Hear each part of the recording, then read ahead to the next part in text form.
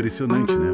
Como a astrologia, assim, signos, horóscopo, tá em todo lugar hoje em dia. Totalmente. Muita gente sabe o próprio signo, dá aquela olhadinha nas previsões. Pois é. E hoje a gente vai mergulhar um pouco mais fundo nisso. Queremos explorar as implicações teológicas que a astrologia pode ter para quem é cristão. E vamos usar como base um artigo bem interessante. Ah, legal. Qual artigo? É um trabalho de Rodrigo Erstling e Paulo Moisés Nerbas. E eles investigam justamente isso, sabe? Como a astrologia afetou e ainda afeta o cristianismo e a vida dos cristãos. Essa vai ser nossa fonte principal hoje. Ótimo. Bom, para situar um pouco, a astrologia é basicamente aquela crença, né, de que a posição dos astros na hora que a gente nasce, influencia a nossa personalidade, nosso futuro. Isso. É uma ideia bem antiga, vem lá da Babilônia, passou pela Grécia e hoje está super popular, principalmente com os horóscopos de jornal, de revista, de internet. Certo, ok. Então vamos desempacotar isso um pouco. O artigo dos autores, Erstling e Nerbas, ele aponta uma coisa curiosa. O quê? Que a astrologia tem ganhado espaço, assim, até entre alguns cristãos. Às vezes a pessoa se envolve achando que não tem nada demais, que é só uma brincadeira, uma curiosidade. Isso acontece. E aí entra um ponto fascinante que o artigo destaca, citando outros pesquisadores. A diferença crucial entre a astrologia e a astronomia. Ah, sim. Importante essa distinção. É ciência, né? Estuda os astros com método, observação, cálculo. Já a astrologia, segundo a visão que o artigo apresenta, ela é vista mais como uma crença popular. Alguns até classificam como pseudociência, porque historicamente ela nunca conseguiu comprovar cientificamente o que afirma. Entendi. E falando em história, a visão da igreja cristã sobre isso, ela é bem consistente, né? O artigo mostra isso.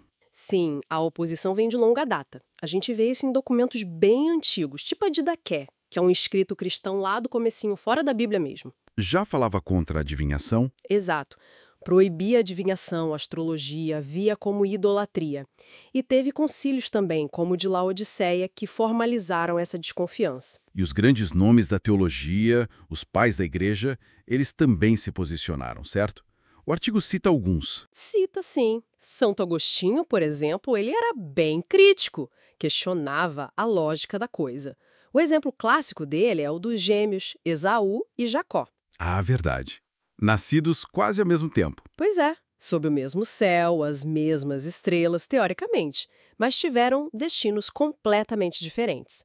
Para Agostinho, isso já mostrava a fragilidade da ideia de um destino pré-definido pelos astros.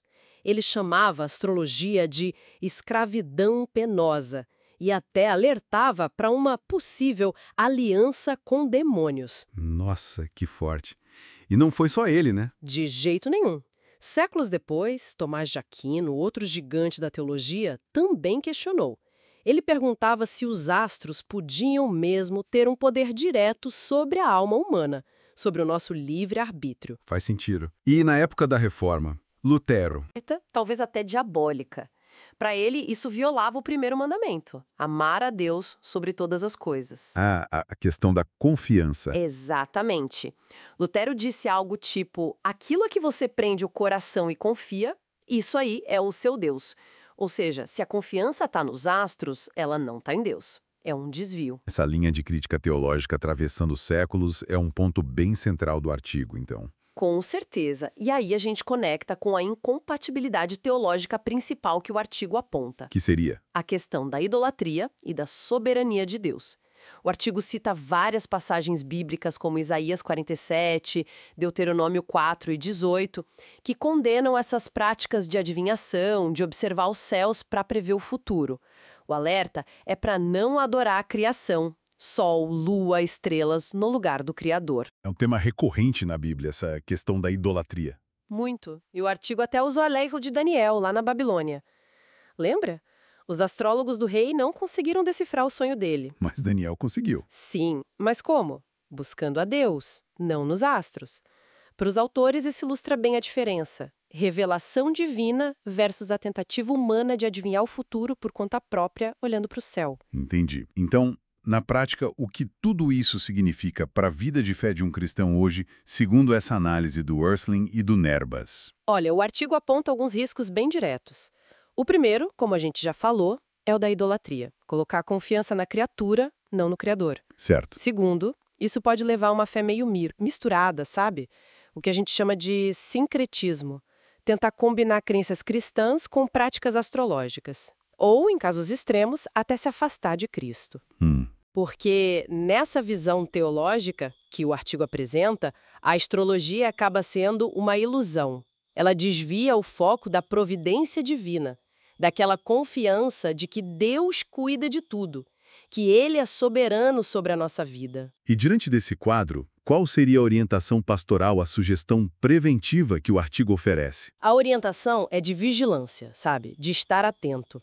O artigo até cita aquela passagem que fala do diabo que anda em derredor. Sim, de Pedro. Isso.